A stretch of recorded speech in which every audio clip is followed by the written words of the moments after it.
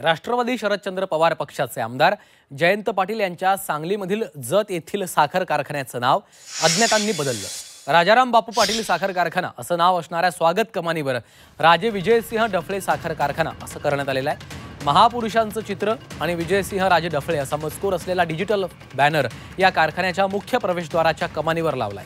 काही दिवसांपूर्वीच भाजपचे आमदार गोपीचंद पडळकर यांनी यंदा राजाराम बापू पाटील साखर कारखान्याचा धुराडा पेटू देणार नाही असा इशारा दिला होता। दरम्यान या घटनेनंतर जत पोलिसांनी घटनास्थळी धाव घेतली आहे, तपास सुरू केलाय। तर मुख्य प्रवेश कमानीवर लावण्यात आलेला राजे विजयसिंह डफळे नावाचा हा फ्लेक्स उतरवलाय।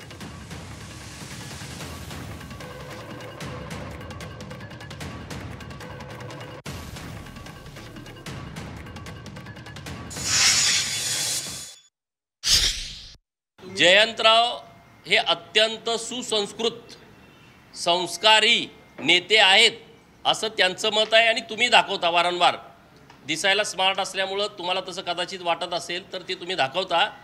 तर ते जर खरेच सुसंस्कृत आणि संस्कारी असतील तर अत्यंत प्रतिकूल परिस्थितीमध्ये सातत्यानं दुष्काळ पडणाऱ्या तालुक्यातल्या लोकांनी गळ्यातलं कानातलं किडूक मिडूक विकून शरड करड मेंढरं गुरं मसरं विकून तुम्ही जर सुसंस्कृत आणि संस्कारी असाल तर तात्काळ हा कारखाना सभासदांच्या नावावर करून द्याल।